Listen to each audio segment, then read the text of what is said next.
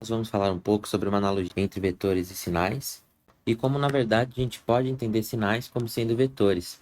E esse tipo de compreensão nos leva a uma série de conceitos fundamentais, como as ideias de projeção e de ortogonalidade. Conceitos esses que são utilizados em diversas aplicações, tais como processamento de sinais, compressão de áudio e compressão de imagem. Primeiro de tudo, vamos falar um pouco de sinais como sendo vetores. Então, sinais e vetores.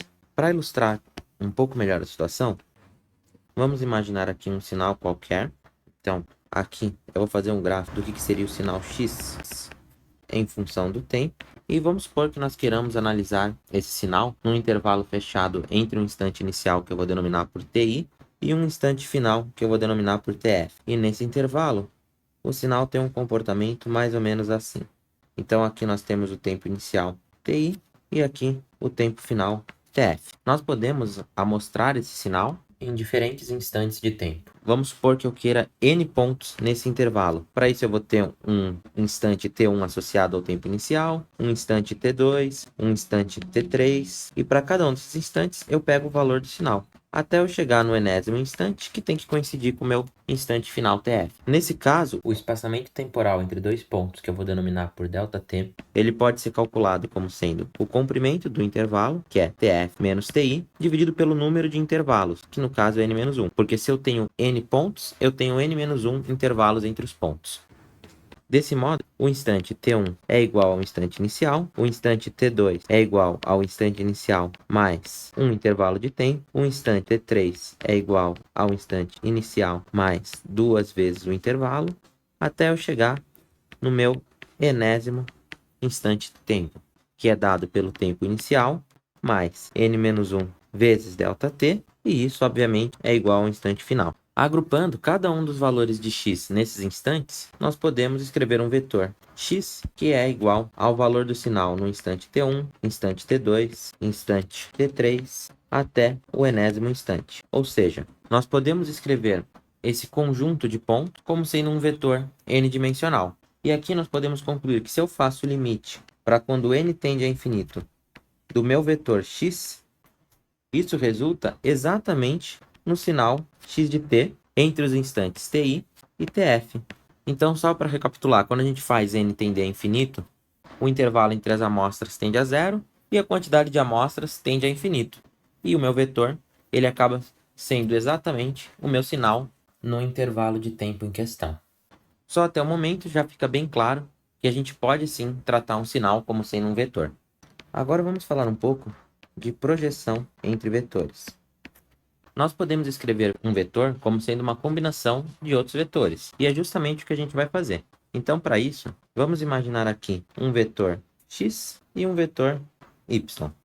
E eu quero escrever o meu vetor x como sendo um escalar vezes o meu vetor y, mais um segundo vetor, que eu vou chamar de vetor de erro, E1, que está associado com a diferença. Então, só para ilustrar algumas possíveis situações aqui, eu poderia escrever um escalar C1y aqui, que seria esse vetor, e meu vetor de erro E1 seria esse vetor aqui que eu desenhei. Mas assim como eu peguei esse valor de C1, eu posso escrever também um valor C2y, e eu tenho um novo vetor de erro associado E2. Então, aqui nesse caso, o x seria C2 vezes y mais o vetor E2. Agora, eu vou propor o seguinte. Vamos supor que eu queira aproximar o meu vetor x para o meu vetor y. Ou seja, eu quero escrever que x é aproximadamente uma constante c vezes o meu vetor y. E a pergunta é, qual que tem que ser o valor dessa constante c para que essa aproximação seja o mais fiel possível? Então, vamos pensar um pouco. Nesse caso, o meu vetor de erro vai ser a diferença entre o que eu queria, que era o vetor x, e a minha aproximação, que é c vezes o vetor y. O meu objetivo, portanto, é minimizar esse meu vetor de erro.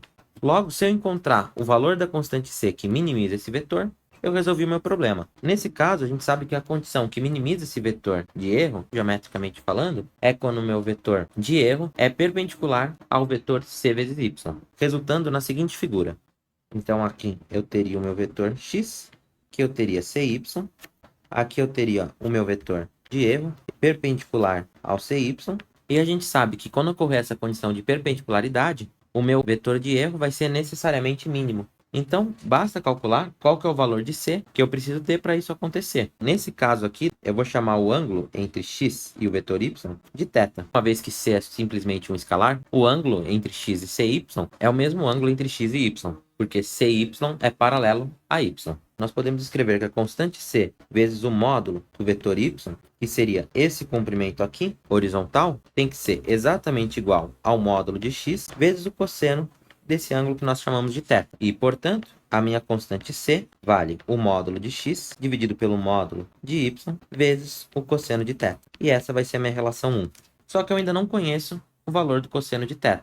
Para isso, vamos relembrar um pouco da definição de produto escalar. O produto escalar, ou produto interno, entre os vetores x e y, é definido como sendo o módulo de x vezes o módulo de y vezes o cosseno do ângulo θ, onde θ é o ângulo formado entre x e y. Consequentemente, o cosseno de θ pode ser escrito como sendo o produto escalar dos vetores x e y dividido pelo módulo de x vezes o módulo de y. E essa é a nossa relação 2. Da relação 2 na relação 1, nós podemos escrever que a constante C é o módulo de x dividido pelo módulo de y vezes o cosseno de θ, que nada mais é do que o produto escalar entre x e y, dividido pelo módulo de x vezes o módulo de y. O módulo de x cancela e nós obtemos o produto escalar entre os vetores dividido pelo módulo do segundo vetor ao quadrado. Essa é a nossa equação de número 3. Mas aqui eu vou só fazer mais uma manipulação matemática para escrever isso de uma outra forma. Eu poderia parar aqui na equação 3, mas eu vou fazer o seguinte. Se eu for descrever o produto escalar entre um vetor com ele mesmo, produto escalar de y com y, seria o módulo de y vezes o módulo de y vezes o cosseno do ângulo entre eles, que no caso, como os vetores são paralelos, é zero, portanto, o cosseno de zero resulta em 1, e isso resulta no módulo de y ao quadrado. Consequentemente, eu posso escrever que o valor da minha constante C é o produto escalar entre os dois vetores, dividido pelo produto escalar do segundo vetor com ele mesmo. Veja que no fundo essa equação aqui que eu vou chamar de 4 é a equação 3 escrita de uma maneira diferente. E essa é a condição que melhora a minha aproximação. Esse valor escalar C, a gente vai começar a chamar ele de coeficiente de correlação. E aqui a gente já pode fazer algumas inferências. O coeficiente de correlação entre dois vetores mede o grau de alinhamento entre eles. Então, valores muito positivos indicam uma forte correlação positiva entre os vetores, ou seja, eles apontam na mesma direção, enquanto que valores fortemente negativos indicam que os vetores apontam em direções opostas. E já no caso do qual os vetores são ortogonais, o coeficiente de correlação é zero. Isso significa que não há uma dependência linear entre os vetores. Ou seja, eu não posso escrever o meu vetor x como sendo uma constante não nula vezes o meu vetor y. De uma maneira informal, a gente pode dizer que um vetor não contém nenhuma informação sobre o outro. E esse conceito vai ser muito importante quando a gente for tratar com sinais. Então, quando a gente diz que dois sinais são ortogonais, significa que, de certa maneira, os sinais eles não interferem um no outro. Eles não compartilham nenhuma informação entre si. Agora, nós vamos utilizar esses conceitos para aproximar sinais. Então, vamos supor que nós tenhamos dois sinais temporais, x de t e y de t. E o nosso objetivo seja aproximar o meu sinal x para uma constante vezes o meu sinal y. Então, eu quero escrever x como sendo c vezes y dentro de um intervalo de análise de ti até f.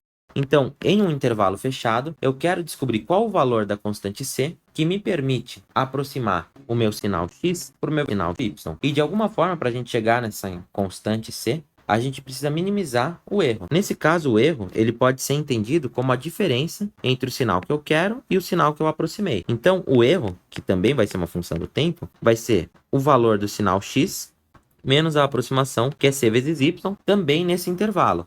O nosso objetivo é estabelecer algum critério para medir qual que seria o tamanho desse erro e, a partir disso, encontrar alguma relação de C que minimiza o tamanho desse erro. E a gente sabe que uma maneira de medir o tamanho de um sinal é calcular a energia associada com esse sinal. Então, se a gente fosse calcular a energia associada ao sinal de erro, seria a integral do instante inicial até o instante final, que é o meu intervalo de análise, do erro ao quadrado em função do tempo. A energia é uma forma de medir o tamanho desse nosso sinal. E se a gente conseguir encontrar o valor de C que minimiza essa energia, nós podemos fazer a nossa aproximação de maneira satisfatória. Então, eu vou expandir um pouco isso aqui. Isso é a integral do instante inicial até o instante final de x de t menos c vezes y de t ao quadrado dt. Eu vou expandir esse termo aqui que está ao quadrado. Então, eu vou obter que a energia do sinal de erro é a integral que inicia em TI até TF de primeiro termo ao quadrado, x ao quadrado de tempo, menos 2 vezes o primeiro pelo segundo, que é 2 vezes x de t, vezes c y de t, mais o quadrado do segundo, que é c ao quadrado, y ao quadrado de t, dt. Agora, eu vou quebrar essa integral em 3 outras integrais. E, portanto, a energia do meu sinal de erro vai ser a integral de TI até TF, de x ao quadrado de t, dt, menos. Como 2 é constante e c é constante, eu vou tirar eles para fora da integral. Então, 2c vezes a integral de TI até TF, de x de t, y de t, dt. Mais, novamente, como c quadrado é constante, vou tirar ele para fora da integral, vezes a integral de TI até f do sinal y ao quadrado em função do tempo. Se nós queremos minimizar o tamanho do sinal de erro, nós queremos minimizar essa energia de erro. E, portanto, para eu encontrar o valor de mínimo dessa função, eu vou igualar a derivada da energia do erro a zero.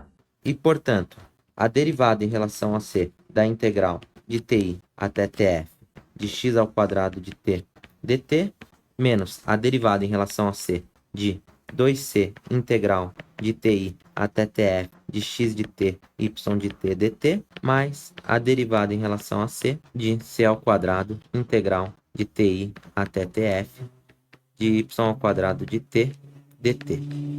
Perfeito. Então, vamos derivar isso aqui. Vejam que essa integral de x ao quadrado de tempo dt, ela não depende do c. Portanto, a derivada em relação a c da primeira parcela é zero. Menos, nessa segunda parcela, a integral de TI até TF do produto dos sinais em função do tempo não depende do c. E, portanto, eu posso tirá-la da derivada, restando simplesmente a derivada de 2c. E, portanto, isso aqui resulta em 2 vezes a integral do instante inicial ao instante final do produto entre os sinais no tempo. Mas, novamente, como a integral de y ao quadrado em função do tempo não depende de c, eu posso tirar ela para fora da derivada, bastando derivar o c ao quadrado. A derivada de c ao quadrado é 2c, e, portanto, isso é 2c vezes a integral de TI até TF de y ao quadrado de t dt. E isso tem que ser igual a zero. Eu posso aqui dividir todo mundo por 2, e isolando o c nessa equação, nós vamos encontrar que o c é igual a integral do instante inicial até o instante final do produto entre os sinais em função do tempo, dividido pela integral do instante inicial até o instante final do quadrado do segundo sinal em função do tempo. E aqui, reparem como essa equação é muito parecida com a equação que a gente obteve anteriormente. Então, a equação que nós tínhamos obtido anteriormente com vetores é essa aqui. Produto escalar entre x e y dividido pelo módulo do vetor y ao quadrado, quando eu quero escrever x como sendo c vezes y. Aqui, para a mesma situação, nós obtemos uma equação perfeitamente análoga. E veja que essa parte de baixo aqui da equação, esse termo daqui, é a energia do sinal y. Aqui, novamente, por definição, eu posso escrever como sendo o produto interno entre os sinais x e y, no intervalo de interesse. Isso é uma definição. E isso aqui pode ser escrito como sendo o produto interno entre o sinal y com ele mesmo, também no intervalo de interesse. Então, nós encontramos qual o valor do coeficiente de correlação c que me permite aproximar um sinal x para um sinal y. E ao fazer essa aproximação, esse coeficiente de c garante uma energia de erro mínima. Em um próximo vídeo, nós vamos ver como que a gente calcula esse coeficiente c na prática com alguns sinais. Por fim, vamos terminar aqui fazendo uma discussão sobre os resultados. Ao longo desse vídeo, exploramos como sinais podem ser analisados da mesma forma que vetores. Dá uma nova perspectiva, e esse ponto de vista nos fornece uma série de ferramentas para manipular informações e extrair significados de sinais de maneira eficiente. Falando de um caso especial, quando o coeficiente de correlação entre dois sinais é zero, significa que os sinais são ortogonais. Ou seja, eles não compartilham informação em comum. E essa propriedade é fundamental, porque na prática, sinais ortogonais podem ser tratados separadamente, sem interferência de um no outro. Esse conceito ele é amplamente utilizado em diversas áreas e aplicações. Só para citar alguns exemplos, a gente pode dizer da compressão de imagens no formato JPEG, na qual sinais ortogonais são utilizados para reduzir redundâncias e representar informações de maneira mais eficiente. No processamento de áudio ou mesmo numa análise de sinal, técnicas como a série de Fourier permitem decompor um som em frequências independentes. Então, falando um pouquinho mais sobre a série de Fourier, a técnica utiliza senos e cossenos porque eles são sinais independentes. Na verdade, o que ela faz, ela escreve um sinal como sendo um valor médio, mais um somatório de senos e somatório de cossenos. Então, quem quiser, inclusive, verificar depois, pode calcular o coeficiente de correlação entre um seno e um cosseno ao longo de um período. E você vai verificar que esse coeficiente é nulo. Então, citando mais um exemplo, em telecomunicações, sistemas como o CDMA, Code Division Multiple Access, utilizam sinais ortogonais para permitir que vários dispositivos transmitam e recebam informações ao mesmo tempo e sem interferência. Esse tipo de sistema é utilizado no nosso celular, por exemplo. Ou seja, esses conceitos não estão apenas no papel. Eles fazem parte do funcionamento das tecnologias que nós utilizamos no dia a dia. E para quem quiser explorar um pouco mais esse conceito, eu vou deixar um link aqui na descrição do vídeo para um repositório no GitHub, onde vocês vão encontrar alguns scripts referentes a sistemas de sinais. Então já tem disponível lá um script no MATLAB, que chama Analogia entre Vetores e Sinais, que mostra um pouco mais desses cálculos na prática. Se você chegou até aqui, muito obrigado pela atenção. Espero que tenha conseguido enxergar como essa visão entre vetores e sinais pode trazer uma série de vantagens e uma compreensão mais profunda sobre esse mundo de sistemas de sinais. E fique à vontade para deixar o seu like caso você tenha gostado, comentar aqui embaixo. Caso você conheça mais alguma aplicação que utilize esse conceito de sistemas ortogonais, pode deixar aqui nos comentários. Se gostou desse conteúdo, não esqueça de curtir o vídeo e se inscrever no canal para mais vídeos como esse.